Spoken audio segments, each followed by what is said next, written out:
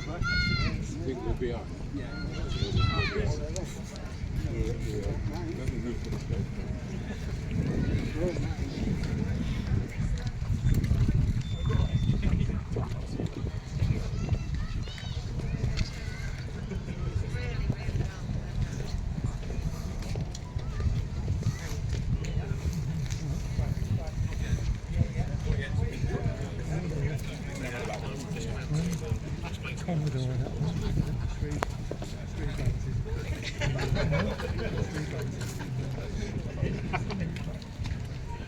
Could I ask the VIP party just to filter in, please, and form kind of a half circle around the podium here?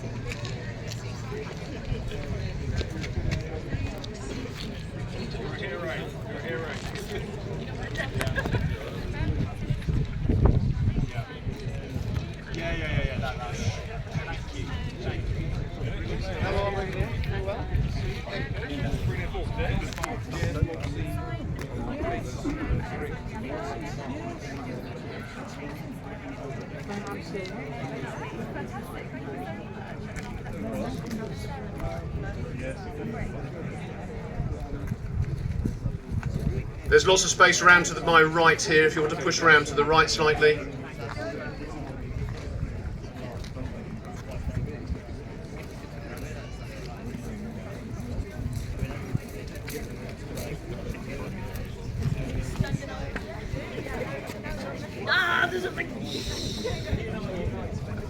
Lord Lieutenant, ladies and gentlemen, before we name the train, the Science Museum group, represented by Sarah Price, are going to sign the Armed Forces Covenant.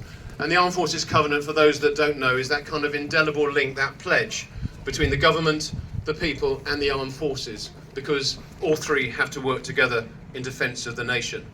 So Sarah Price will sign the Armed Forces Covenant on behalf of the Science Museum Group, followed by Brigadier Darren Gray, who is the head of reserves from Army Headquarters. Over to you, sir.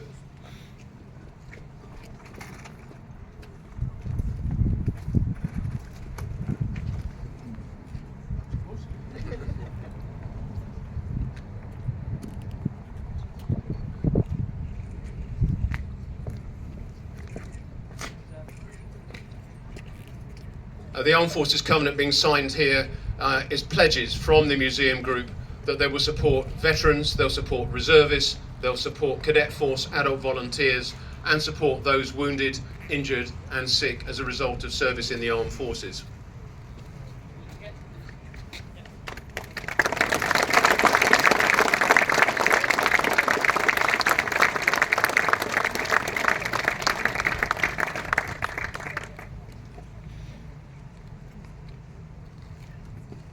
Brigadier Gray, thank you, sir. Would you like to join us up on the stage? And now there'll be two speeches. The first from His Majesty's Lord Lieutenant, Dame Susan Snowdon, followed by Brigadier Gray, and then there'll be the unveiling of the plaque behind me, and then there will be a bit like a wedding photograph, some photographs, and so we will be orchestrating people into particular positions so we get the right photographs from the naming of this Class 93 train. Dame Susan, over to you. Thank you. Well, good morning, everyone. This is quite a weekend for County Durham and for Shildon.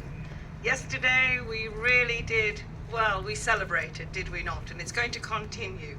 So I'm delighted to be here today for the naming of the first ever train to be called the Armed Forces Covenant, here on this auspicious day at this historic site. And it's just wonderful to welcome you all. I'd like to welcome the regional commanders of the Royal Navy, the Army, the Royal Air Force, together with all our cadets. Weren't they superb, our cadets? Can you give them a round of applause?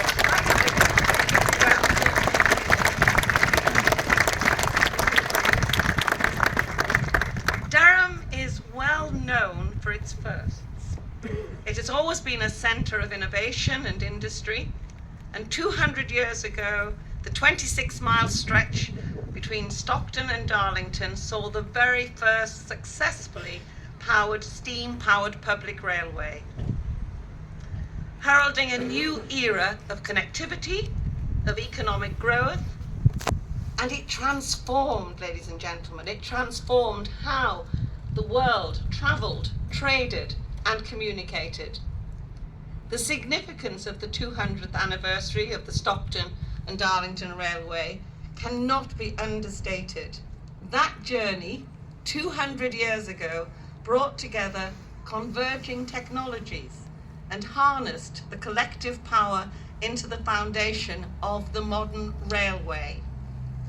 Today, rail remains key to most countries in the world, with vast business and logistics benefits. In the United Kingdom, almost 70 million tons of freight moved by rail last year. But the birth of the railway, the modern railway, happened here in County Durham, and spread not only across the United Kingdom, but across the world. And I think you'll agree that it's important that we preserve, promote, and celebrate County Durham and Tees Valley's railway heritage. Its heritage resonates deeply. It reflects ingenuity, ambition, and many changes in the second half of the Industrial Revolution, resulting in economic impact. This museum is very much, it's down to Sarah and her team, it's very much part of the educational process. It's guiding and it's showing our children the achievements of history and showing the workforce of tomorrow what is possible. Now, it won't surprise you to know that I visit here quite frequently, sometimes with little people in pushchairs and various other things, but I always find something new. There's always something new. So I would say to the guests today, stay and have a look at some of the engineering masterpieces that are on show. We've got the original Locomotion No. 1, the Winston Churchill, the Flying Scotsman, all engineering markers in the rail industry. New Hall is amazing. The design inspired by an engine shed, it tells the stories of the North East's role in early rail development. It is Europe's largest undercover display of historic railway vehicles. The largest, here in Shildon. That's absolutely wonderful. As many of you probably know, Shildon was the terminus of Stockton and Darlington Railway. The railworks here were here for almost 149 years, making great rail carriages with great engineers.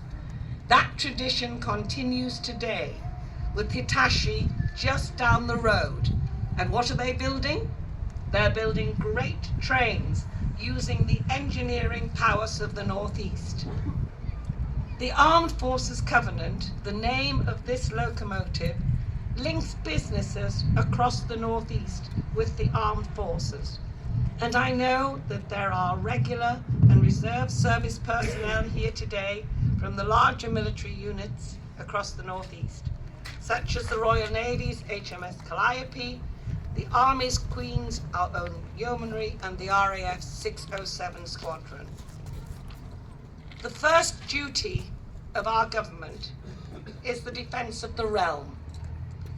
Our armed forces fulfil that responsibility every day. Every day, our service men and women put their lives on the line for us, with fortitude and with bravery.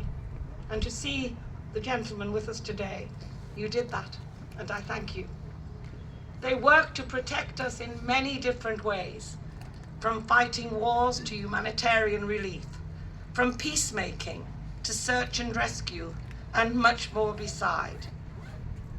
Our armed forces carry out these tasks in difficult and often dangerous conditions, and they perform them superbly. They and their families give up much for us, and sometimes they pay a tragic price.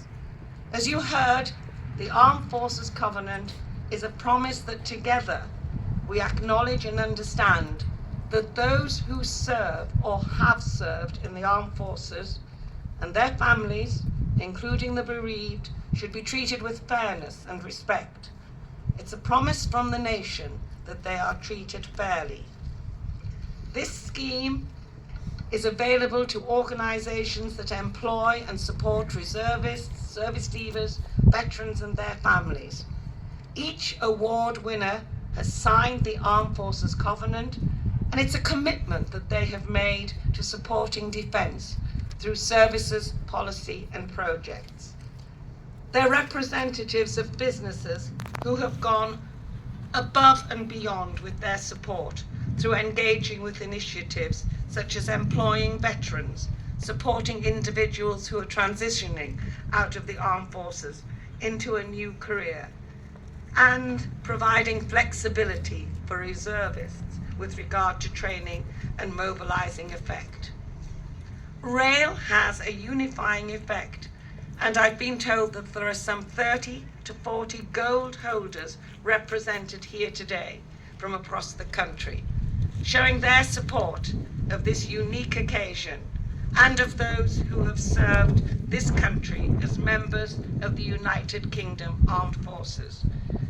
I want to particularly welcome those Gold Award holders from County Durham and Derby, one of the other great cities that was instrumental in making rail the success it is today. Gold holders contribute much to the industry and to the armed forces, particularly to the reserves, and they are some of the unseen staunch supporters of the armed forces, putting defence above profit and the national need above those of their business. And I know many have challenging decisions to make when key members of staff who are in the reserve need to be released for critical training or operations. So I say thank you. Thank you to you all. So today, as we unveil the Armed Forces Locomotive, we're marking your commitment. Moreover, the train, operated by Rail Operations Group, who are a gold holder, it's a first. Another first for County Durham. Isn't that wonderful? It's a first. The most efficient engine available, and being named here in County Durham, home of many firsts. So in conclusion, today marks a truly historical occasion as we celebrate a most remarkable achievement. And we also celebrate the dedication and commitment of those who made it possible, heralding how railways changed the world alongside this new train, which I think is a reminder of how we can meet the significant challenges that we face today and in the future. Thank you.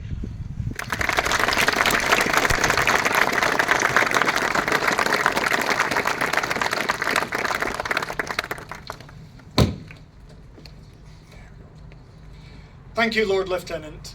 And as a reservist in the General Staff of the British Army and a former Royal Engineer, but also a civilian with Network Rail, I stand here today with a foot in both camps. Churchill used to refer to the reservists as twice the citizen. Now, I've been in the Army for 36 years and I'm a volunteer reservist to the Corps. The active elements of the reserve, that's around 30,000 reservists in the UK, are a vital component of the nation's armed forces that the nation depends upon. And like so many of my reservist colleagues here today, I have asked my employer to release me for training, for operations, and for the courses that I do to provide my part of defending this nation. Indeed, Network Rail, along with many railway organisations, as we've heard already, have supported all that we do. Without the support of our families, our employers and our communities, we would not be able to undertake the key training and deployments that keep our nation safe. Central to our ability to defend this country is the Armed Forces Covenant. And for those unfamiliar, I will give a short explanation of what the Armed Forces Covenant is all about. It's a national promise that ensures that both serving and former members of the armed forces, along with their families, including the bereaved, are treated fairly and with respect in their communities. Recognising the unique obligations and sacrifices made by the armed forces, the principles of the Armed Forces Covenant are that those who serve in the armed forces, whether regular or reserve, those who have served in the past, and their families should face no disadvantage when compared to the rest of the population. But also that